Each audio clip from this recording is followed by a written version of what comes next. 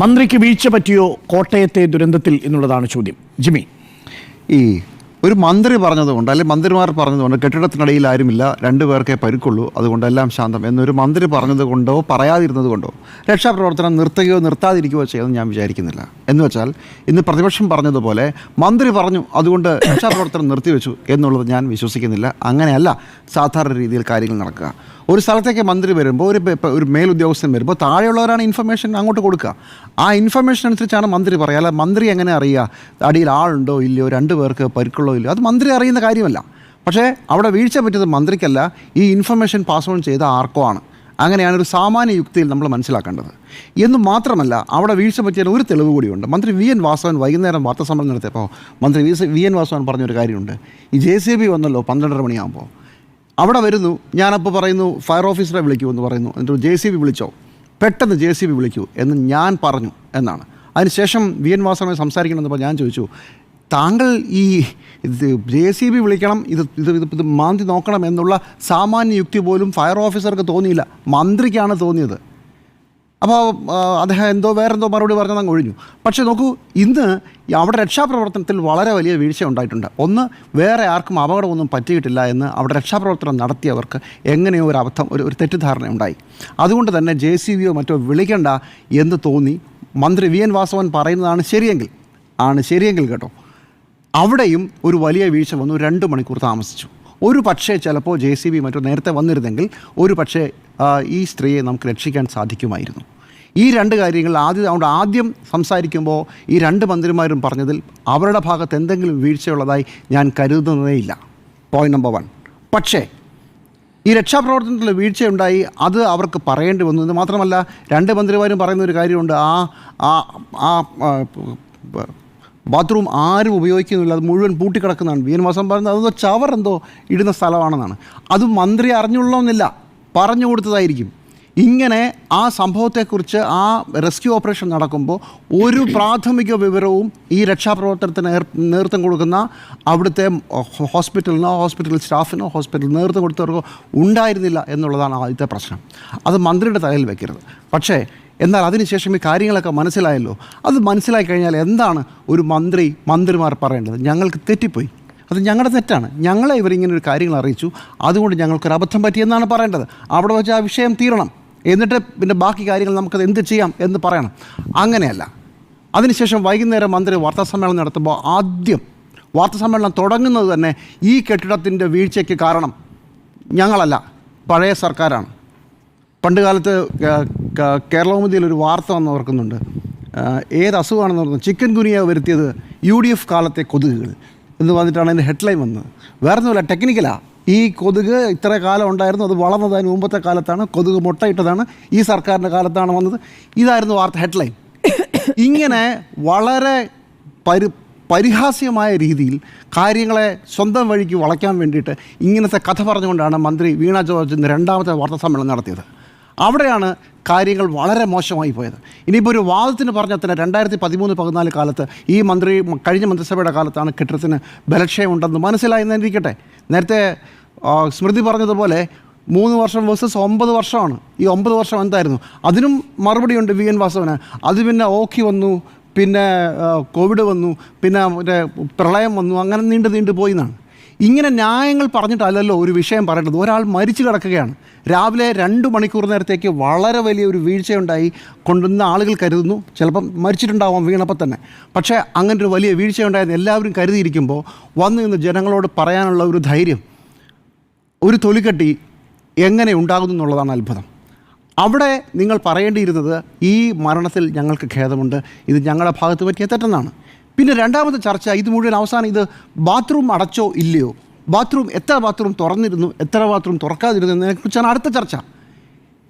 ഈ എൻറ്റയർ കെട്ടിട സമുച്ചയം അപകടത്തിലാണ് എന്നുള്ളതാണ് ആ കത്തിൽ പറയുന്നത്. പിന്നെ സർക്കാരിന് മനസ്സിലായത്, ആശുപത്രി അധികൃതർക്ക് മനസ്സിലായതല്ല. അതിലൊരു ബാത്റൂമിൻ്റെ ഒരു കഷ്ണം 3 നിലയാണ്. ആ 3 നിലയിലെ ബാത്റൂമുകൾ മുകളിലായിട്ടാണ്. അത് 3ഉം ഇടിഞ്ഞ് താഴേക്ക് വീഴുകയാണ്. വാർഡാണ് വീണിരുന്നെങ്കിലോ? ഇതേ കെട്ടിടത്തിൽ 3 വാർഡുകളുണ്ടായിരുന്നു, അതാണ് ഇടിഞ്ഞിരുന്നെങ്കിലോ? ഈ ആശുപത്രി കെട്ടിടത്തിലെ ബാത്റൂം നിങ്ങൾ പൂട്ടാൻ നിങ്ങൾക്ക് സഹായകമായത് അത് ബാത്റൂം ആയതുകൊണ്ടാണ്. വാർഡ് നിങ്ങൾക്ക് പൂട്ടാൻ പറ്റില്ല. അതിൻ്റെ അർത്ഥം വാർഡ് അപകടത്തിലായിരുന്നില്ല എന്നല്ല, വാർഡ് അപകടത്തിലായിരുന്നു. അതുകൊണ്ടാണല്ലോ പുതിയ കെട്ടിടം പണിയാനുള്ള ചർച്ചയൊക്കെ വരികയും അടുത്ത മാസം 30-ാം തീയതി മുഴുവൻ രോഗികളെയും മാറ്റാനിരിക്കുകയും ചെയ്തത്. മന്ത്രിയുടെയും സർക്കാരിൻ്റെയും ഇച്ഛാഭംഗം എനിക്ക് മനസ്സിലാവും. കാരണം ഒരു 30 ദിവസം കൂടെ ഈ സംഭവം ഉണ്ടായില്ലായിരുന്നെങ്കിൽ വളരെ വലിയ ഖ്യാതിയോടുകൂടി ഞങ്ങളൊരു പുതിയ കെട്ടിട സമുച്ചയം ഉദ്ഘാടനം ചെയ്തു. 660 ബെഡുകളുമായിട്ട് ഒരു പുതിയ സമുച്ചയം ഉദ്ഘാടനം ചെയ്തു എന്ന് പറയാം. അതിൻ്റെ ഫുൾ ക്രെഡിറ്റും മന്ത്രി വീണ ജോർജിനും മുഖ്യമന്ത്രിക്കും മന്ത്രിസഭയ്ക്കുമാണ്. അപ്പോൾ അങ്ങനെ ഒരു ക്രെഡിറ്റ് നിങ്ങൾക്ക് എടുക്കാമെങ്കിൽ ഈ വീഴ്ചയുടെ ഈ വലിയ ദുരന്തത്തിൻ്റെ ഉത്തരവാദിത്വവും എടുക്കണം. അതൊരു സാമാന്യ മര്യാദയാണ്, സാമാന്യ യുക്തിയാണ്. ഞങ്ങൾക്ക് നിങ്ങളെ സംബന്ധിച്ചുള്ള സാമാന്യ മര്യാദയാണ്. അത് ചെയ്യാതെ അങ്ങനെയല്ല ഇങ്ങനെയല്ല എന്ന് പറഞ്ഞ് ഈ മുഴുവൻ കാര്യങ്ങളെയും വഴിതിരിച്ചു വിടുന്നതിൻ്റെ യുക്തി എന്താണ്? ഒരു കാര്യം സർക്കാരിന് ചെയ്യാമോ? എന്തായാലും ഒരു കെട്ടിടം ഇങ്ങനെ ആയല്ലോ. കേരളത്തിൽ 2013 റിപ്പോർട്ട് മന്ത്രി നിമിഷവേഗം കൊണ്ട് 3 മണിക്കൂർ കൊണ്ട് മന്ത്രി 2013 അന്നത്തെ ചീഫ് എഞ്ചിനീയർ റിപ്പോർട്ട്, അതിനുശേഷമുള്ള നടപടി, ഇതെല്ലാം പറഞ്ഞു. അങ്ങനെയാണെങ്കിൽ നിങ്ങളുടെ കയ്യിൽ കേരളത്തിലെ മെഡിക്കൽ കോളേജുകളെ സംബന്ധിച്ച, കേരളത്തിലെ മറ്റേ ആശുപത്രി സംബന്ധിച്ച ഇതുപോലത്തെ എത്ര റിപ്പോർട്ടുകൾ കയ്യിലുണ്ട്? 2 മണിക്കൂർ കൊണ്ട് ഒരു മെഡിക്കൽ കോളേജിൻ്റെ 2013 മുതലുള്ള ഫയലുകൾ നിങ്ങൾക്ക് തപ്പിയെടുക്കാമെങ്കിൽ നിങ്ങൾക്ക് നാളെ രാവിലെ ആകുമ്പോഴോ നാളെ വൈകുന്നേരം ആകുമ്പോഴോ കേരളത്തിലെ ജനങ്ങളോട് മുമ്പ് പറയുമോ നിങ്ങളുടെ കയ്യിൽ ഇത്തരം എത്ര കടലാസുകളുണ്ട്, എത്ര ആശുപത്രി കെട്ടിടങ്ങൾ വീഴാറായിരിക്കുന്നു, എത്ര സർക്കാർ കെട്ടിടങ്ങൾ വീഴാറായിരിക്കുന്നു? അത് പറയുമെങ്കിൽ ഇന്നത്തെ നിങ്ങൾ ഈ 2 മണിക്കൂർ കൊണ്ട് ഈ കടലാസ് മുഴുവൻ തപ്പിയെടുത്തതിലുള്ള ആത്മാർത്ഥത ഞാൻ അംഗീകരിക്കാം. അല്ലെങ്കിൽ ഇത് വീണത് വിദ്യയാക്കാൻ വേണ്ടിയിട്ട് മാത്രമാണെന്ന് ഞാൻ പറയേണ്ടി വരും. മാധ്യമങ്ങൾ കളഞ്ഞിട്ട് പഴി, മാധ്യമങ്ങൾ തെറ്റായ വാർത്തകൾ പ്രചരിക്കുന്നു. കെട്ടിടം തള്ളിയിട്ടത് ഞങ്ങളാണോ? ഈ വാർത്ത വരുമ്പോൾ മന്ത്രി പറഞ്ഞ് വിശ്വസിച്ച് പോയവരാണ്. 2 പേരെയുള്ള നമ്മളൊക്കെ വാർത്ത കൊടുക്കുന്നു. അതിനുശേഷം നമുക്കൊരു ഫോൺ വരികയാണ്. കോട്ടയത്ത് തന്നെയുള്ളൊരു പ്രവർത്തകനോട് സംസാരിക്കുമ്പോഴാണ് ഇങ്ങനൊരു സംഭവം ഉണ്ടെന്ന് അറിയുന്നത്. അങ്ങനെയാണ് വീണ്ടും ഈ വാർത്തയാകുന്നത്. ഈ മാധ്യമപ്രവർത്തകർ അവിടുത്തെ ആളുകളോട് സംസാരിക്കുന്നു, പോലീസിനെ വിളിക്കുന്നു. അങ്ങനെയാണ് 11:30 ഈ സാധനം ഇളകി വരുന്നത്. അങ്ങനെയാണ് ഈ വാർത്തയാകുന്നത്. ഒരു കാര്യം കൂടെ പറയാമല്ലോ, ഈ ഇത്രയും വലിയ പ്രശ്നങ്ങൾ ഉണ്ടാകുമ്പോൾ സർക്കാരിനെ പഴിചാരുന്നത് വളരെ മോശമാണ് എന്ന് പറഞ്ഞുകൊണ്ടിരിക്കുന്നു. ഇതൊരു സിസ്റ്റമിക് വീഴ്ചയാണ്, ഈ കെട്ടിടം 2013 മുതൽ കുഴപ്പത്തിലാണ്, ഇതെല്ലാം പറഞ്ഞല്ലോ. ഒരാഴ്ച മുമ്പ് നമ്മൾ ഡോക്ടർ ഹാരിസ് പറഞ്ഞായിരുന്നു വാർത്ത 2-3 ദിവസമായിട്ട്. ഡോക്ടർ ഹാരിസിൻ്റെ അവസാന ദിവസമായിരുന്നു ഇന്ന്. ഹാരിസിൻ്റെ നടപടി വരുമോ ഇല്ലയോ എന്നുള്ളതായിരുന്നു, അല്ലെങ്കിൽ നമ്മൾ ഇന്ന് ചർച്ച ചെയ്യേണ്ടിരുന്ന വാർത്ത. സർക്കാരിൻ്റെ കഷ്ടകാലത്തിന് ആ വിഷയം മാറിപ്പോകുന്നു. അതിലും വലിയൊരു വിഷയം വരുന്നു. ഡോക്ടർ ഹാരിസിനെ ഇനി നിങ്ങൾ ക്രൂശിച്ചാലും ക്രൂശിച്ചില്ലെങ്കിലും ഒന്നും ചെയ്യാനില്ല. അതങ്ങനെയാണ്. കഷ്ടകാലം സാധ്യത അടഞ്ഞു. അല്ല, ഇനി ഹാരിസിന് തൊടാൻ പറ്റില്ല. അത് അങ്ങനെയാണ് കേട്ടോ. അല്ലെങ്കിലും കമ്മ്യൂണിസ്റ്റുകാർ ദൈവത്തെ വിശ്വസിച്ചാലും ഇല്ലെങ്കിലും കഷ്ടകാലം വരുമ്പോൾ അതിങ്ങനെ ബസ് പിടിച്ച് ഇങ്ങനെ വരും. കല്ലുമഴ മുടി വെട്ടാതിരുന്നവൻ മുടി വെട്ടിയ കല്ലുമഴ. പക്ഷേ ഒരു പ്രശ്നമുണ്ട്.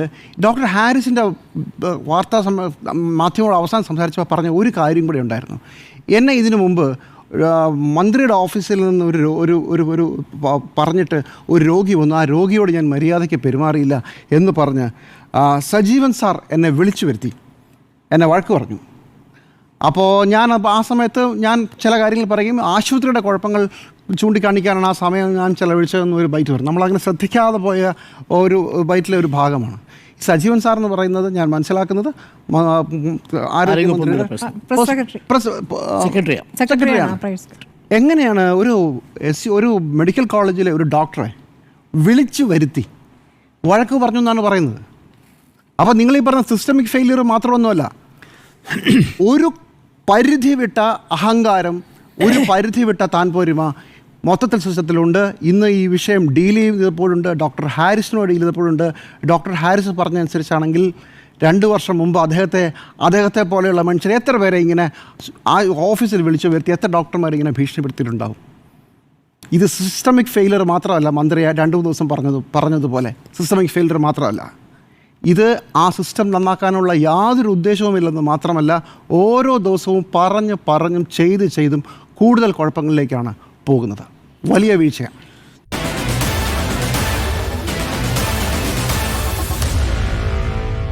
Meet the editors.